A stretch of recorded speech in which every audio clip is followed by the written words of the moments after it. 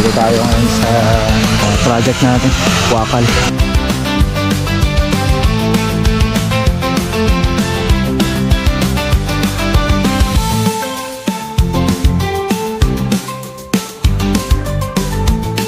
nga po, medyo uminit lang ang ating ulo ngayon. So ganito yung tsura niyan. So ito yung ginagawa namin sa taas. Ayun, bali may naka-offset kasi dito. Yung sinasabi ko, naka-slope. So ito pa yung isang papalitan natin dito. Tingnan nyo naman itong salandrahan natin, oh.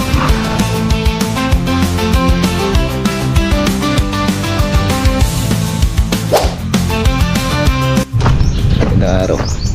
Tara, pa tayo sa Wakal project.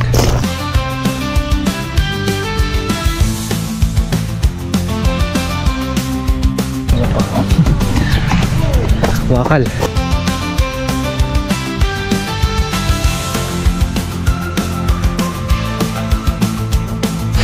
Dito tayo ngayon sa project natin, Wakal. So ito na nga po, kapakita na natin. Ginagawa na ho natin yung para sa kanyang disenyo.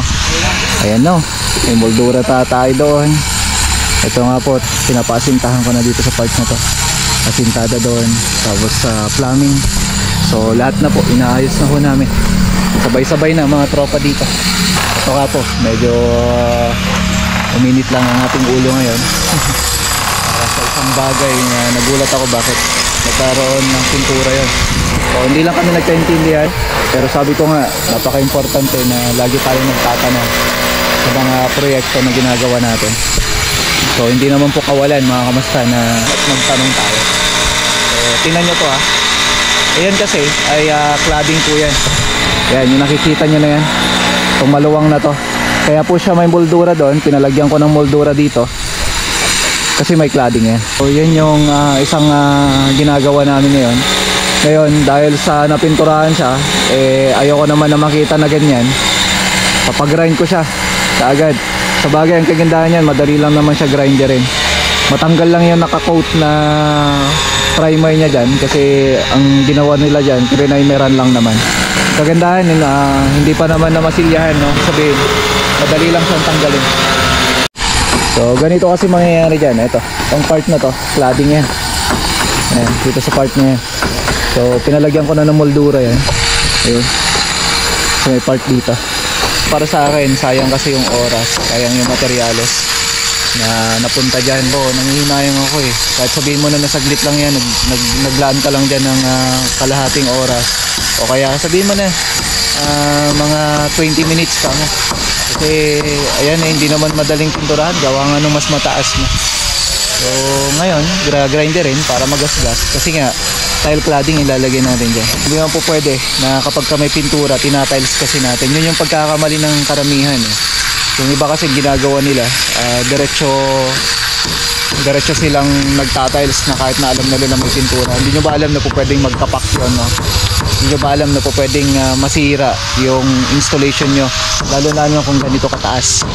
So yan ang ginagawa ko ngayon, ay pinapagrind ko. Ayan, pero no choice tayo kundi grinderin yan. Kasi ayan, nire-ready ko yan para kako ma-tilesan na ho natin.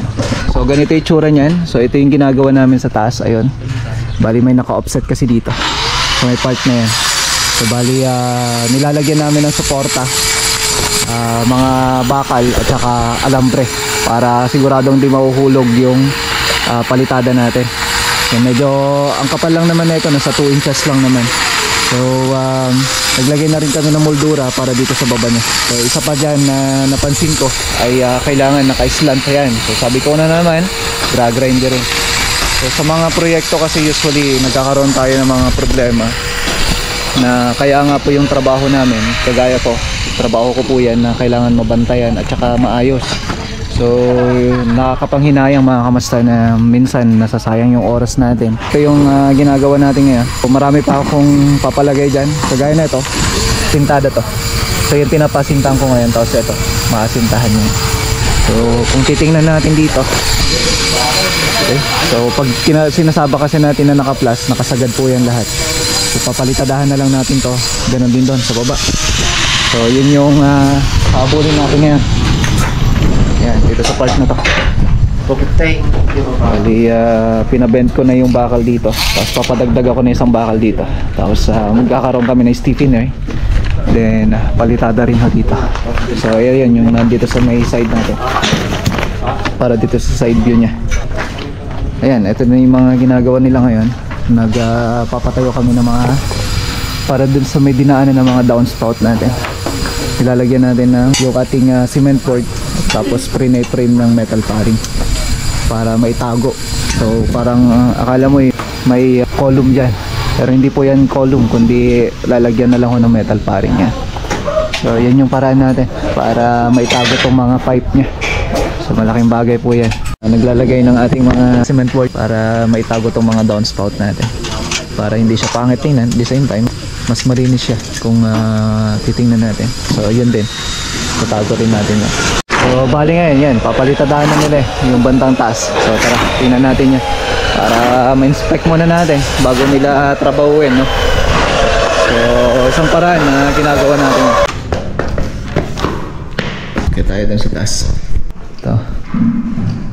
So kung sakali, ito pa, TV console naman yung isusunod natin dito. So retouch na ho tayo ng mga ibang part dito sa loob. Pero sa ngayon, final muna natin yung labas. Kasi yung ibang problema kasi dito galing dun sa labas na kung saan ka-problema dahil napapasukan ng tubig. Gawa nga nung hindi pa napinturahan, kagaya na natubigan yun yung part na yun. Pero minsan na tayo magre-retouch dito sa loob. So ayan, ayan yung ginagawa ng tropa ngayon. Akit tayo. Yun. So ito yung sinasabi ko, naka-slope para hindi bahayan ng tubig. So ito pa yung isang diniscuss ko kanina sa tropa na talagang mali. So dapat yan naka-slant na ganyan para yung tubig hindi siya magi-stuck. So sabi ko naman hindi naman pwedeng palitadahan to ulit, kundi i-grind na lang ko namin. Tapos pitikan namin mula doon hanggang dito para yung diretso niya ay mapapanatili natin. So ito yung papalitadahan. Ayan, so bali pinasakan to ng mga 10mm na corrugated bar para may kapit, tapos nilagyan ng mga alambre kasi ito yung parte ng design niya, mga kamastano. At yan ay naka-stucco finish to yung offset niya, and then the rest iniisip ko kung textured na yung gagamitin kaysa naman yung sa tiles para hindi gaano mabigat. So buo yan hanggang dito. Ayan o. So lahat po yan, mga kamastano. So ito pa yung isang papalitan natin dito. So ito, nadatnan na natin to. Tagal-tagal na rin na problema to, yung sa may kisame niya. So bali PVC panel po ito. Yan nga lang nakulangan ng mga framings. So ito yung gusto pang pabaguhin ni tita. So isasabay na rin namin kung sakali para makisamehan na. At yan yung gagawin namin na susunod pa. So syempre PVC panel din yung papalit natin yan. Pero yun nga lang, hindi na ganyan yung framing niya. So ayusin natin yung framing, no? So kasama na natin si Leitman nga ito sa wakal natin, wakal project. So ito siya. Ayan. So gaya dun sa kabila, ito yun, pinapalitadaan namin. Ito kasi yung mga offset na yan para lang hindi dumiretso na parang ganito. Ang ginawa ni Foreman dito, ni Leitman natin. Ayan, si Rodrigo.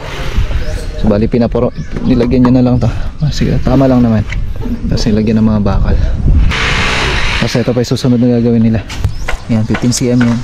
Tapos offset ka ulit ng 15cm dito.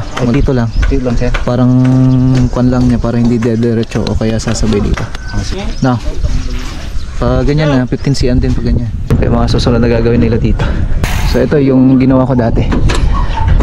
Yung wall capping, tingnan nyo, naka-bend siya. Wall capping natin, kumbaga hindi siya yung plain lang na nakaganyan. Pinagawa ko dyan, pinaloob ko para yung dripping ng tubig dito siya tutulo. So yun yung purpose ko ng paglalagyan ng wall capping.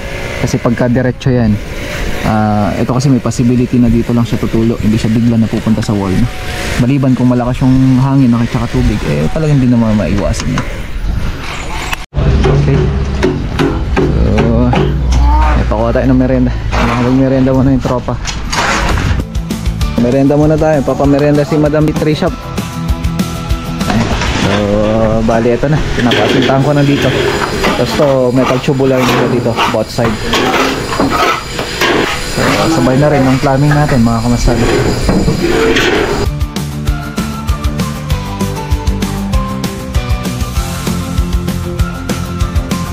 Okay, so palayout ko na rin yung plant box natin doon. Ito kasi dati yan yung nakalagay, pero papabagbag ko yung nandun para hindi mawala sa linya kasi wala na siyang kalinihin. Dapat nandito lang.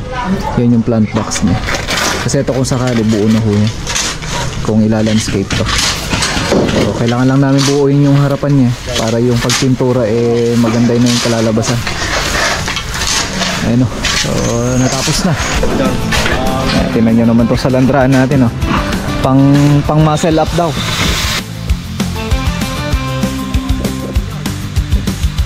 Nagahanda na kami para sa plastering kung sakali bukas. Okay. So natapos na naman ng isang araw mga kamusta na dito sa project natin. Wakal. Ito lilipat to ng lamot bukas. Mabili to mabili. So kita tayo bukas mga kamusta. Ingat po kayong lahat. God bless. Bye.